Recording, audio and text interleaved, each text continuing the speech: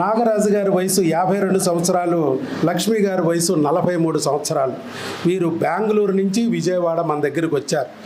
ఎందుకు బెంగళూరు నుంచి ఇక్కడ వరకు రావాల్సి వచ్చిందంటే, అక్కడ డాక్టర్లు అందరూ పెళ్ళయి చాలా సంవత్సరాలు అయిపోయింది, మీకు ఏఎంహెచ్ చూస్తేనేమో 0.2 ఉంది, ఇక ప్రెగ్నెన్సీ రాదు, మరి గర్భసంచిలోనేమో స్కానింగ్లు తీసాం, ఫైబ్రాయిడ్లు 2 ఉన్నాయి, అటుపక్క ఇటుపక్క 2 గెడ్డలే ఉన్నాయి అని చెప్పారు. ఐయువైలు చేయాలన్నారు, ఐయువైలు చేశారు.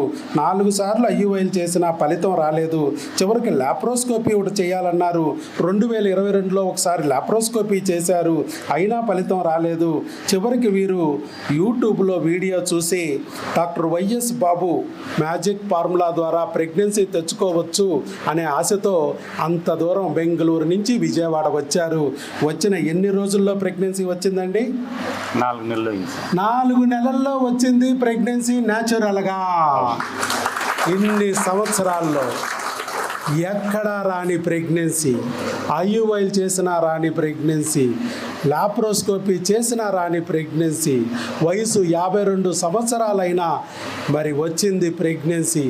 ఏఎంహెచ్ 0.2 వెరీ లో ఉన్నా వచ్చింది ప్రెగ్నెన్సీ న్యాచురల్గా. మరి ఎట్లా వచ్చిందంటారు చెప్పండి సార్, మీరే చెప్పాలి వీళ్ళందరికీ. మీరు ఇచ్చిన మెడిసిన్ నుంచి ఈ ప్రెగ్నెన్సీ వచ్చింది అంటాను.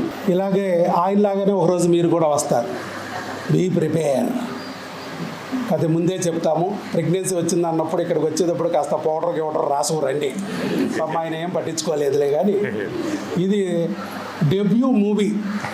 జీవితంలో ఎన్నో సినిమాలు చూసుంటాడు, ఎంతోమంది హీరోలను చూసుంటాడు, కానీ ఆయన ఈరోజు హీరో అయిన రోజు కదా. హీరో అయ్యారు మీరు. ఇన్ని సంవత్సరాల నుంచి ఎన్ని అవమానాలు పొందారో, ఎంతమంది నిందలు మోసారు. మరి పడిన కన్నీళ్ళని భగవంతుడు తుడవడానికి బెంగళూరు నుంచి ఇక్కడ వరకు పిచ్చుకకి దారం కట్టి లాక్కొచ్చినట్టు లాక్కొచ్చాడు డాక్టర్ వైఎస్ బాబు దగ్గరికి. అవునా? అది చెప్పండి సార్, మీకు ఎలా తెలిసింది నా గురించి? మేము దీంట్లో యూట్యూబ్లో చూశారు. యూట్యూబ్లో చూసి ఆ మటుకి చూసి మేము 3 నెలలు 4 నెలలు వస్తామా వద్దా అని ప్రయత్నం చేసి ఆ మటుకు 4వ నెలకి యోచన చేసి ఒకసారి ట్రై చేస్తాం అనేసి వస్తుంది. పోతే ఛార్జీలు వస్తే ప్రెగ్నెన్సీ ఇక్కడికి వచ్చారు. వచ్చాక అప్పుడు థైరాయిడ్ కూడా ఉంది ఆవిడకి, మీకు కూడా థైరాయిడ్ వాడుతున్నారు మీరు బిళ్ళలు, థైరాయిడ్ బిళ్ళలు వాడుతున్నారు.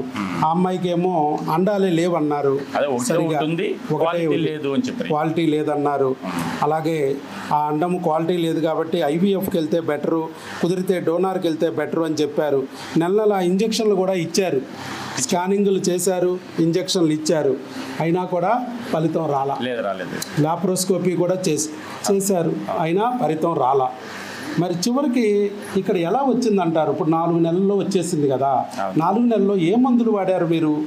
మేము 3 నెలలు మెడిసిన్ ఇచ్చారు. ఆ మటుకి 3 నెలలకి మెడిసిన్ తీసుకున్న తర్వాత ఏమీ కాలేదు. 4వ నెలకి ఇక్కడికి వచ్చి తిరిగా మెడిసిన్ తీసుకొని పోయినాము. 4వ నెలకి వచ్చింది. ఫస్ట్ 2 నెలలు క్రిములకి ఇచ్చాం. అది మీరు కొరియర్ పెట్టించుకున్నారా, వచ్చి తీసుకెళ్ళారు? కొరియర్ పెట్టించుకున్నారు, మన టెలికాలర్ ద్వారా ఎక్స్ప్లెయిన్ చేయించుకుని వాడారు. ప్రెగ్నెన్సీ రాలా. తర్వాత హార్మోన్లకి మళ్ళా వచ్చి తీసుకెళ్లారా? కొరియరే పెట్టించుకున్నారు, అది వాడుతూ ఉన్నారు. 1 నెల వాడారు, రాలా. నెక్స్ట్ మళ్ళా హార్మోన్ కిట్ వచ్చి తీసుకెళ్లారా? అప్పుడు వచ్చి తీసుకెళ్లారు. తీసుకెళ్లిన తర్వాత అవి కూడా వాడుతూ ఉండగా అక్కడ అందుకుంది. ఇక అది కూడా రాకపోతే ట్యూబుల్ టెస్ట్కి రావాలి. యాక్చువల్గా 4 నెలల ఈలోపే ప్రెగ్నెన్సీ అందుకుంది. ప్రెగ్నెన్సీ వచ్చిందా రాలేదా అనేది వాళ్ళకి డౌటు. ఎందుకంటే జీవితంలో first time urine test positive వచ్చింది, నిజమా కాదా? ఎన్నో ప్రయత్నాలు చేసినా రాంది వచ్చిందంటే నిజమా కాదా అని చెప్పి మాకు వాళ్ళు కాల్ చేశారు. టెలికాలర్ల ద్వారా చెప్తే మేము ఒక బ్లడ్ టెస్ట్ చేయించుకోమన్నాం దగ్గరలో, అక్కడే బీటా హెచ్సిజి, అది 5 దాటాలన్నాం. 3435 వచ్చింది, అంటే ప్రెగ్నెన్సీ కన్ఫామ్. మరి వచ్చిన ప్రెగ్నెన్సీ గర్భసంచిలో వచ్చిందా, ట్యూబుల్లో వచ్చిందా తెలియడానికి స్కానింగ్ చేయించుకోమన్నాం.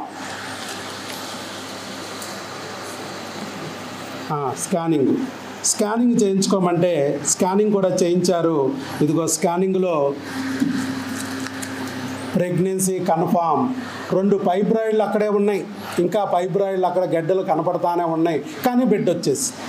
మేము ముందే చెప్పాం, గడ్డలు ఉన్నా మనం బిడ్డను తెచ్చుకోవాలి నాయన. మన బిడ్డ వచ్చేస్తే గడ్డలను అదే అనిచేసుకుంటుంది. ఆ ఎన్ని గడ్డలున్నా ఈ గోలికాయలు లాంటి గడ్డలు.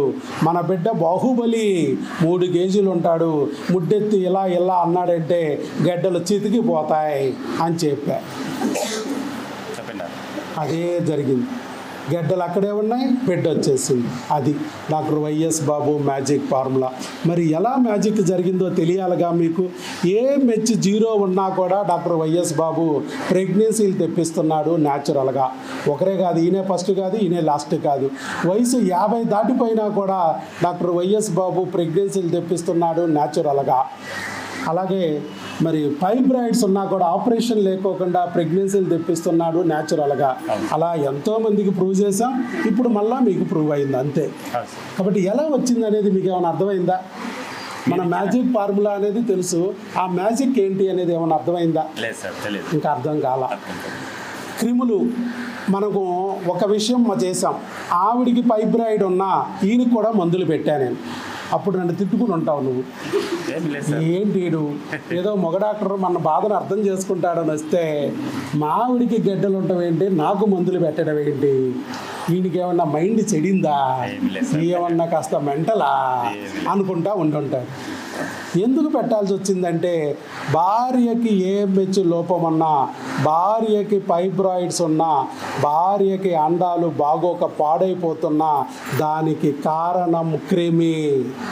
అన్నీ బాగున్న అల్లు నోట్లో శనిలాగా ఈ క్రిమిగాడు భార్య అండాలని, భార్య గర్భసంచిని డ్యామేజ్ చేస్తుంటాడు. ఆ గడ్డలు ఏంటంటే క్రిముల వల్ల వచ్చిన చీము గడ్డలు అవ్వచ్చు, హార్మోన్ల సెగ వల్ల వచ్చిన గడ్డలు అవ్వచ్చు. కాబట్టి హార్మోన్ల సెగ అయితే భార్యకి మాత్రమే మందులు వస్తాయి, ఎవరి మందులు వాళ్ళకి. క్రిమి అయితే మాత్రం అలా కుదరదు. భార్యకి క్రిమి ఉంటే భర్తకు అంటుకుంటుంది, మళ్ళీ భర్త నుంచి భార్యకు అంటుకుని మరింతగా క్రిమి పేట్రేగిపోతుంది. కాబట్టి ఇద్దరు ఒంట్లో నుంచి ఆ క్రిముల బురదని కడిగేయాలి అని చెప్పి భార్యకి టెస్ట్ చేసాం, భర్తకు కూడా టెస్ట్ చేసాం. ఇద్దరు ఒంట్లో ఉన్న క్రిములకి ఇద్దరికి కలిపి మందులు పెట్టాం. అందుకే ఇవాళ క్రిమి లొంగింది, బిడ్డని అడ్డుకోవడం ఆగిపోయింది, బిడ్డ వాళ్ళకి గర్భసంచిలోకి వచ్చింది. అన్నీ ఉన్న అల్లు నోట్లో శనిలాగా ఇన్నాళ్ళు ఆ క్రిమిగాడు అడ్డం పడ్డాడు. ఇప్పుడు ఆ క్రిమిగాడిని మీ ఒంట్లో నుంచి తొలగించాం, ఆటోమేటిక్గా బిడ్డ మీ పొట్టలోకి వచ్చింది. అది అర్థమైందండి ఇప్పుడైనా?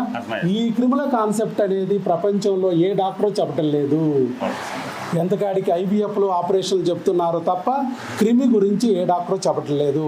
అక్కడ అండం పాడైపోయింది అని AMH చెప్తుంది, కరెక్టే. పాడైపోవడానికి కారకులు ఎవరు?